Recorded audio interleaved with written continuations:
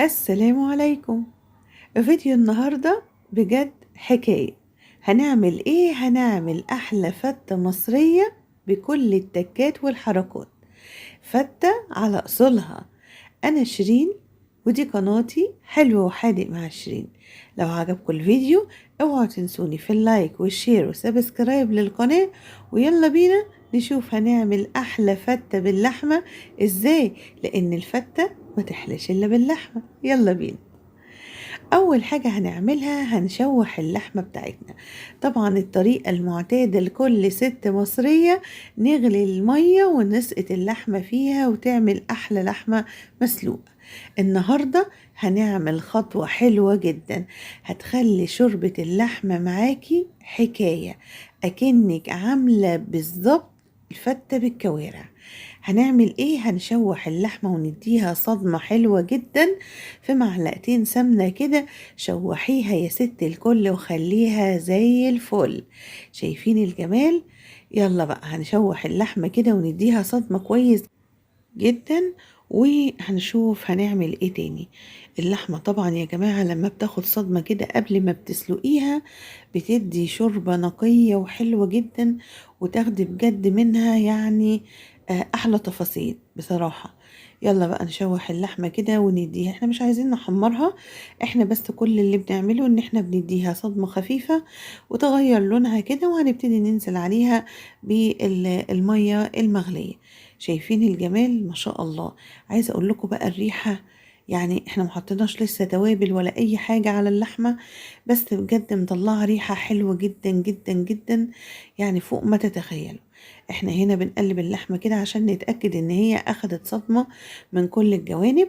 هننزل بقى برشه جوز الطيب كده مع فلفل اسود.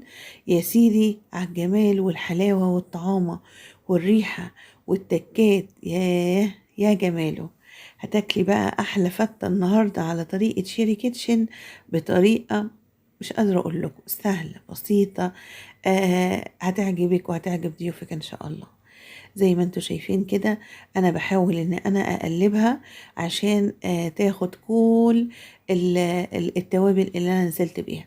نزلنا بقى ببصل وحبهان وورق لوري. لو حابة عندك جزر مفيش أي مشكلة، بس أنا في الوقت ده ما كانش متاح عندي جزر. طبعا بوكيه جرنيه حلو جدا للحمة المسلوقة. شوحنا بقى كده اللحمة مع البصلة بتاعتنا. يا سيدي على الجمال والطعم. هننزل بقى بمية مغلية، حرفيا مغلية، عشان اللحمة ما تعملش معاكي اي ريم او اي حاجة مش لطيفة. انزلي بمية مغلية بالشكل ده، وهنغطي عليها بقى ونسيبها لحد ما تستوي، وكلي احلى لحمة مسلوقة. يا سلام. هنا بقى هننزل بمعلقتين سمنة كبار كده حلوين زي ما انتوا شايفين كده، وطبعا زي ما انا قلت لكم المادة الدهنية دي ترجع لكم تماما. هنعمل ايه؟ هنعمل بقى شوية رز كده ابيض مصري، لزوم بقى الفتة ولزوم تكتها وحركتها. هننزل بالرز المصري، طبعا احنا غاسلينه ومصفينه كويس جدا. هننزل على السمنة كده ونشوح الرز. ناس كتير بتنزل بالسمنة وبعد كده مية، واما تغلي ننزل بالرز، انت كده بتعملي رز مسلوق. انما احنا عايزين الرز بقى ابيض كده بتاع الفتة يتكيته. عملت ايه؟ شوحت الرز مع السمنة كويس جدا، ونزلت بمكعب مرق، وده طبعا اختياري، بس عايزة اقول لكم بيدي نكهة للرز وبيوديه في حتة تانية خالص. شايفين الجمال؟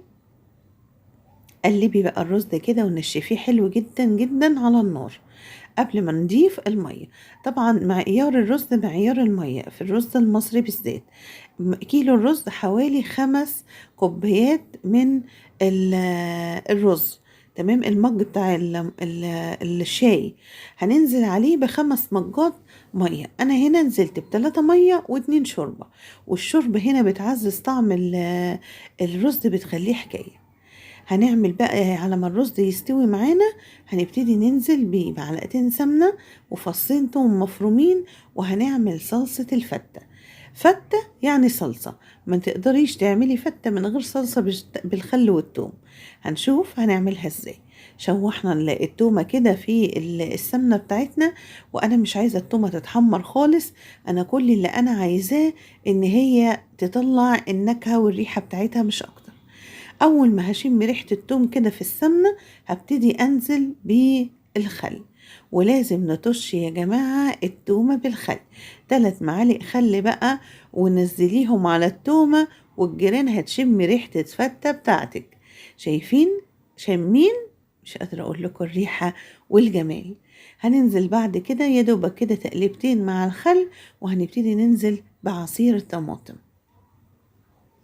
يا جماله، يا جماله، يا جمال الريحة، ويا جمال التكنيك بتاع الوصفة.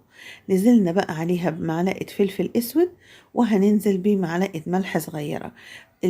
صلصة الفتة ملح وفلفل اسمر، مش اكتر من كده.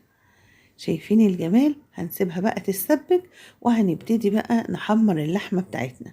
اللهم بارك، هي اتسلقت كويس جدا. انا بحب اديها تشويحة كده في حتة زبدة او حتة سمنة عشان تغير لونها كده وتخليها بقى ايه، مبشبشة كده فوق الفتة. يا سيدي على الجمال والطعامة والشياكة والحلاوة. يلا بينا نحمر اللحمة. أنا مش عايزاها تنشف، مش عايزاها يعني تبقى قاسية في الأكل. لا، احنا كل اللي هنديهولها بس كده لون عشان ديكوريشن الطبق بتاعنا. هننزل بقى برشة فلفل أسمر كده لزوم بقى ايه الطعامة بتاعت اللحمة. هنديها لون بسيط، وهنبتدي نقلب فيها مع شعرة من الملح كده.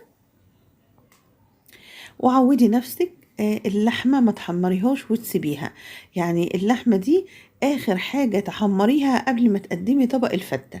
ويا ريت تحمريها يعني بالطلب.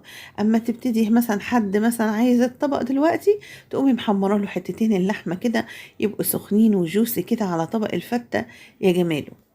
يلا بقى نعمل طبقات الفتة بتاعتنا ونوريكم الجمال بتاعها. شايفين؟ اللهم بارك. هنبتدي ننزل بالرز بتاعنا زي ما انتوا شايفين كده. انا بنزل بطبقة كده خفيفة الاول في قاع السرفيس بتاعي قبل ما بنزل بالعيش. طبعا الشوربة معانا زي ما انتوا شايفين كده صافية وجميلة جدا. هننزل عليها بمعلقة كده او كبشة من الصوص بتاع الفتة. وده العيش بتاعنا، طبعا احنا محمرينه في الفرن بمعلقة زبدة كده وكريسبي وجميل جدا.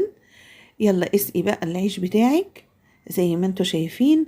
والتركة هنا يا جماعة، ما تخليش العيش مبسوس.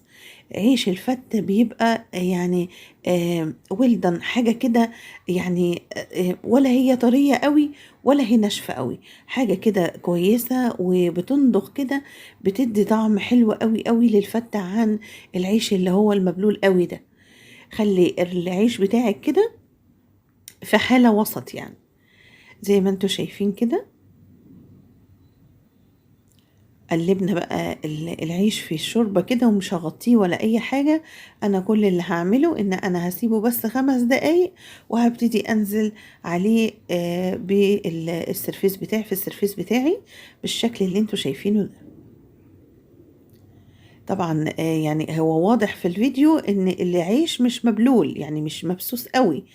هو من سخونية الرز وسخونية الشوربة هيبتدي ان هو يطرى، بس هيطرى في المعقول عشان اللي ياكل يبقى مستمتع بطعم العيش وطعم الزبدة اللي فيه وطعم الرز وكل حاجة موجودة في الفتة بتاعتنا. طبعا الفتة بتاعتنا ده تراث مصري أصيل حلو جدا. طبعا يعني في المناسبات والعقيقة وكل مناسباتنا الحلوة وفي الأعياد لازم طبق الفتة ده يبقى موجود على السفرة المصرية. طبعا حاجة حلوة جدا، بتلم الأسرة وبتلم العيلة وبتبقى بجد فرحة حلوة. زي ما انتم شايفين كده حطينا بقى الطبقة الأخيرة من الرز بتاعنا زي ما انتم شايفين. اعملي بقى في اطباق كل واحد طبق لوحده، حابة تلمي الأسرة كلها في سرفيس كبير زي كده. برضو دي حاجة تريحك واللي يعجبك اعمليه. نزلنا بقى بصوص الطماطم كده، صلصة الفتة بقى بالخل والثوم. يا سيدي على الجمال والريحة والشياكة والطعامة. روعة يا جماعة، روعة بجد. يعني عايزة اقول لكم الريحة كانت قلب البيت حرفيا. ايتين بتقول لكم اوعوا تنسوا اللايك. نزلنا بقى بالصلصة كده بتاعتنا، وهنبتدي ننزل اللحمة، قطع اللحمة. شايفين لما اتحمرت بقت عاملة ازاي؟ ما شاء الله، لونها حلو جدا، مش ناشفة خالص، جوسي كده، والفلفل الاسود كده مديها بقى كده طعامة، حاجة حلوة جدا جدا. طبعا زي ما احنا عارفين ان لحمة الفتة لازم تبقى ملبسة كده من الموزة بقى، من الريشة، المهم ان هي بتبقى قطع ملبسة زي ما انتوا شايفين كده. اللهم بارك، طبق فتة يا سيدي، يا جماله، يا تكاته، يا حركاته، بجد روعة، هيعجبكم جدا. لو عجبتكم وصفة النهاردة اوعوا تنسوني في اللايك والشير والسبسكرايب للقناة، واستنوني في وصفة جديدة ان شاء الله.